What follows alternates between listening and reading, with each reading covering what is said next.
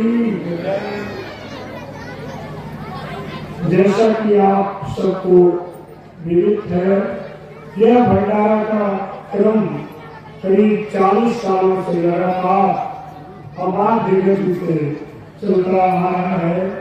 यहाँ पर हमारे अनेक संत महापुरुष भजन की उनकी एक तपस्थली है। परम पूज्य श्री जोरिया महाराज जी, देवानंद जी महाराज, विजयानंद और श्री बच्चा महाराज तथा हमारे बहुत से वरिष्ठ संत यहाँ पर भजन किए, तपस्या की। हमारे पूज्य गुरुदेव भगवान यहाँ पर कई महीने पहले रुकते थे और यहाँ पर पूरे भक्तों में, जनमानस में बड़ा ही भाव है, श्रद्धा है और हमारे पूज्य संतों महापुरुषों का आशीर्वाद सबको मिल रहा है। हमारे पूज्य गुरुदेव भगवान शरीर से यहाँ पर नहीं है, किंतु उनकी कृपा, उनका आशीर्वाद, उनकी छत्र छाया सभी भक्तों पर समान रूप से व्याप्त है और सबको उनका आशीर्वाद मिल रहा है। और जब से यहाँ पर श्री नर्मदा महाराज विराजमान हुए और भजन तपस्या निरत रहते हुए और आश्रम में इतना सुव्यवस्थित ढंग से व्यवस्था चला रहे हैं और पूरे भक्तों में बड़ी भावना है उनके प्रति। इसलिए जहाँ पर ऐसे संत, पूज्य संत तपस्यारत रहते हैं, उनके लिए बताया गया कि संपूर्ण जगदेव नंदन गगन सर्वे की कल्पम गंगम बार समस्त वार विवाह पूर्या समस्ता क्रिया वाचा प्राकृत संस्कृत कृता शुभ शिरो वाराणसी में सर्वा वस्तु तरह समस्त विषया दृष्टि पवन ब्रह्म। जो ऐसे हमारे तत्वदर्शी महापुरुष हैं, सदगुरु हैं, संत हैं, उनके लिए कहा गया ऐसे संत के लिए संपूर्ण जगदेव नंदन है, समस्त वृक्ष कल्प वृक्ष है। उनकी वाणी प्राकृतिक हो अथवा सांस्कृतिक हो, वेद की सारभूत है और संपूर्ण भूमंडल ही उनके लिए काशी मुक्त क्षेत्र है। और भी उनकी जो चेष्टाएं हैं सब परमार्थमयी ही होती हैं। ऐसे संत महापुरुष का हम दर्शन करते हैं, सरल सानिध्य पाते हैं, उनकी टूटी फूटी सेवा में संलग्न रहते हैं। तो उनकी कृपा से, उनके आशीर्वाद से हमारी सभी मनोकामनाएं पूर्ण होती है और जो कुछ भी हम सोचते हैं, स्मरण करते हैं, वह सारा मनोकामना हमारा पूर्ण होता है। ऐसे महापुरुष के दर्शन से, शरण से, सानिध्य से, ऐसे महापुरुष जहाँ उनका जन्म हुआ, जहाँ पर वे तपस्या किए और तपस्या करते करते जहाँ पर महापरिनिर्वाण को प्राप्त हो गए, वह शरीर तीर्थ के रूप में है। वहाँ जाने से पूरे पुरुषार्थ बढ़ता है। किंतु सद्य साधु समागम, जो ऐसे हमारे ज्वलंत महापुरुष हैं, सद्गुरु हैं, उनका हम दर्शन, चरण, सानिध्य पाते हैं। तो जो कुछ भी इनके काल में वैभव है, विभूति है, ऐश्वर्य है, वह क्रमशः धीरे धीरे हमारे अंदर आती जाएगी और हम अपने सेवक को, कल्याण पद को प्राप्त कर लेंगे। इसलिए बड़े भाग्य मानुष तन पावा, सुर दुर्लभ सदग्रंथ निजावा। बड़े भाग्य से मानव तन मिला है, देव दुर्लभ है, किंतु है नश्वर। भगवान कृष्ण ने गीता में बताया है कि मनुष्य कर्मों का निर्माता है। यदि हमसे जिस तरह का कर्म हम करते हैं, उस तरह का बंधन हमारे लिए तैयार हो जाता है। इसलिए यदि हम शुभ कर्म की ओर अग्रसर हैं, तो हमें निरंतर उन्नति की ओर ले जाकर के वह परम श्रेय का भागी बनाता है। और यदि हम अशुभ की ओर अग्रसर हैं, निरंतर बुराई में लगे हैं, तो हमें पुनरपि जन्मम पुनरपि मरणम इस परिधि ले जाने वाला होता है। इन सबसे बचने का मार्ग हमें ऐसे आप महापुरुष जन भी बता सकते हैं जो स्वयं अपना कल्याण कर चुके हैं, कल्याण स्वरूप में स्थित हैं, वे ही हमारे मार्गदर्शक बन सकते हैं। जितनी भी योनियां हैं सभी भोग भोगने के लिए है। मनुष्य योनि एक ऐसी योनि है कि जिस तरह का हम कर्म करेंगे उसी तरह का बंधन हमारे लिए तैयार होगा। इसलिए भगवान कृष्ण ने गीता में बताया कि मनुष्य को चाहिए कि वह अपना उद्धार स्वयं करे, अर्थात अपने आत्मा को अधोगति में न जाने देवे, क्योंकि जिस पुरुष के द्वारा मन से इंद्रियां जीत ली गई है उसके लिए उसी का आत्मा मित्र है, मित्रता के रूप में बढ़ता है, परम कल्याणकारक होता है। और जिस पुरुष के द्वारा मन से इंद्रियां नहीं जीती हुई है उसके लिए उसी का आत्मा शत्रु है, शत्रुता के रूप में बढ़ता है, अधम योनियों का कारण बनता है। इसलिए मानव तन यदि मिला है तो मानव जीवन की यही सार्थकता है कि हम अपने सभी कर्तव्यों का निर्वहन करते हुए हमें जो दायित्व मिला है समाज में, देश सेवा, समाज सेवा, पारिवारिक सेवा, सब कुछ करते हुए हम अपने आत्मोद्धार का मार्ग अपनाएं। और वह मार्ग है संतों का, महापुरुषों की शरणशाली देखनाएं, उनकी टूटी फूटी सेवा करें, उनके द्वारा हमें साधन विधि मिलेगा।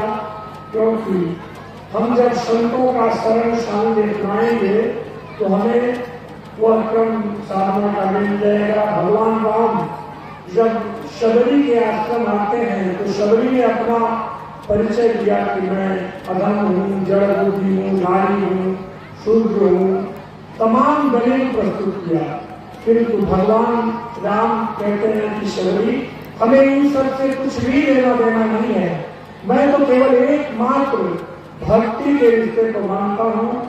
और नवधा भक्ति के अंतर्गत बताया कि प्रथम भक्ति संतर कर संगा, भक्ति का पहला सोपान यही से आरंभ होता है कि हम संतों का संग करें। संतों का संग करेंगे तो उनके द्वारा कथा प्रसंग सुनने को मिलेगा, जिसका साथ निकलेगा कि गुरु पद पंकज सेवा, तीसरी भक्ति अमान, चौथी भक्ति मन गुण गण करे कपट कल्याण। उसका कथा का सार यही निकलेगा कि हम ऐसे संतों सदगुरुओं का आश्रय धारण करें, उनके चरणों में प्रीति लगाएं और भली प्रकार उनके द्वारा बताए गए नाम का जाप संकीर्तन करें और मंत्र जाप मंत्र विश्वासा पंचम भक्ति सुरेख प्रकाशा। उन गुरु महाराज के द्वारा बताए गए मंत्र का जाप करेंगे जब हम, तो हमारा मन जो बाह्य विषयों में संसार में रात दिन भाग दौड़ कर रहा है उसका भाग दौड़ बंद हो करके मन उन चरणों में अवस्थ हो जाएगा। श्री गुरु पद मणिगण ज्योति सुमिरत द्रव्य दृष्ट ही होती, दलन मोह कम सोच प्रकाशु, बड़े भाग्य ही जासु। जो जानने योग्य वस्तु है जिसकी हमें जानकारी नहीं थी उसकी भली प्रकार अनुभूत हमें होने लगती है। इसलिए मन हमारा जो बाह्य संसार में विषयों में भाग दौड़ कर रहा है उसका भाग दौड़ बंद होकर मन अंतर्मुखी हो जाता है। उन साधन पथ पर चलने के लिए हम अग्रसर हो जाते हैं। इसलिए मंत्र जाप मंत्र विश्वासा पंचम भक्ति सुवेद प्रकाशा, छठम शील विरति बहु कर्मा, निरत निरंतर सज्जन धर्मा। जब हम इस तरह से मंत्र का जाप करेंगे तो क्रमशः धीरे धीरे हमारे अंदर साधुता का गुणधर्म आने लगेगा। शील अर्थात साधुता के गुणधर्म की ओर हम अग्रसर हो जाएंगे और सातों संत महिमाएं जग देखा, मोटे अधिक संत कर देखा। सर्वत्र प्रभु का ही वास दिखाई देगा और जो प्रभु के भक्त हैं संत हैं उन्हें अधिक प्रीति का हो जाना ये भक्ति का सातवां सोपान बताया। और आत्मा यथा लाभ संतोषा, स्वप्न नहीं देखे परदोषा। जब हम इस तरह से भजन में अग्रसर हो जाते हैं और वो मंत्र का जाप साधना क्रम बड़ी प्रकार चलने लगता है। तो जिस किसी प्रकार भी शरीर का निर्वाह होने में जो संतुष्ट है, भक्ति की पराकाष्ठा आत्मा भक्ति का सोपान होता है। और नवम सरल मन सब छलहीना मन भरोसे ये हर्ष संगीना, हर तरह से सरलता, न हर्ष हो न दैन्य हो, भक्ति की पराकाष्ठा पर पहुंचा हुआ ये भक्ति का नवा सोपान भगवान राम ने प्रस्तुत किया। और इस तरह से जाने में सभी भक्ति के पथ पर हैं। कोई एक सीढ़ी आगे है तो कोई एक सीढ़ी पीछे है, सभी भक्ति के पथ पर। इसलिए संतो भक्ति सदगुरु राम, वह भक्ति मिलेगी कहाँ पर? तो ऐसे जो संत हैं सदगुरु हैं उनके द्वारा ही वह भक्ति हमें मिल सकती है। भक्ति के अंतर्गत वह कोई बाह्य आडंबर की आवश्यकता नहीं है। भगवान कृष्ण ने गीता में बताया है कि मेरे भक्ति का मेरे पूजन का विधान बहुत ही सुगम है। पत्रम पुष्पम फलम तोयम योगे भक्त्या तुम्हें क्षति तदहम भक्ति प्रयत्नामी प्रयतात्मा।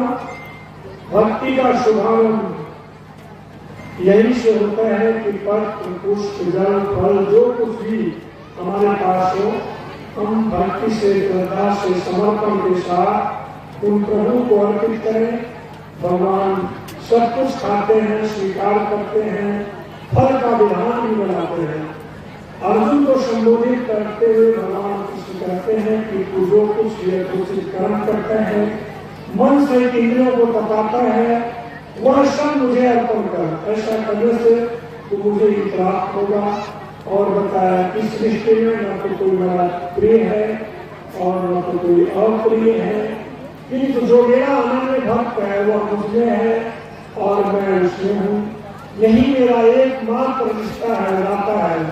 प्राय कहा जाता है कि व्यक्ति जन्म में अपराधी है, शूद्र है, क्रूर कर्मी है, इससे भगवान का भक्ति का अधिकार नहीं है। इन सभी मतों को पीछे छोड़ते हुए भगवान कृष्ण कहते हैं कि अपिचेषु दुराचारो भक्ते नाम अनन्य भाव साधुरेव समंतव्यम सम्यक व्यवस्थितो हिसा। चाहे अत्यंत दुराचारी ही क्यों न हो, यदि वह मेरे सिवाय अन्य किसी दूसरे को न रहता हुआ निरंतर मुझे लगता है तो वह साधु ही मानने योग्य है। हुआ नहीं है कि उसके हो जाने में कोई संदेह नहीं है, क्योंकि वह दृढ़ निश्चय से लगा है। अतः भजन का भक्ति का अधिकार मानव मात्र के लिए है, क्योंकि मनुष्य ही यथार्थ निश्चय वाला होता है। इस भजन के लाभ तो बताया कि क्षेत्रम बहुत ही धर्मात्मा, वह शीघ्र ही धर्मात्मा हो जाता है।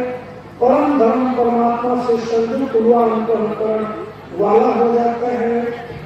सदा रहने वाली शाश्वत शांति को प्राप्त कर लेता है। इतना ही नहीं मेरे भक्त का कभी अर्थात तीनों काल में विनाश नहीं होता है। वस्तुतः भगवान कृष्ण ने साधक के स्वभाव से उपलब्ध क्षमता के अनुसार इस साधन विधि को 4 भागों में बांटा है। जिस दिन से हम उस कर्म को भली प्रकार समझ कर ऐसे महापुरुष की शरणागति अपनाते हैं, टूटी टूटी सेवा में संलग्न हो जाते हैं और उनके द्वारा बताए गए साधन पर चलना आरंभ करते हैं, उस आरंभिक अवस्था काल में हम शूद्र हैं। विधि पत्र में आ गई तो वैश्य साधना जहाँ और आगे बढ़ा सौर तेज स्वामी भाव पीछे न हटने का स्वभाव, प्रकृति के संघर्ष से झेलने की क्षमता इत्यादि पर वही साधक शक्ति सेविका करता है। और हमारा साधना जहाँ आगे बढ़ा समझन नियम अनुभवी उपलब्धि इष्ट के निर्देशन में चलने की क्षमता इत्यादि बताए आधार पर वही साधक ब्राह्मण सेविका करता है। इसलिए भगवान कृष्ण का कथन है इस स्वभाव में पाई जाने वाली क्षमता के अनुसार लगकर पूछकर मानव परम सिद्धि को प्राप्त कर लेता है। अतः निश्चित विधि से एक परमात्मा का चिंतन ही धर्म है।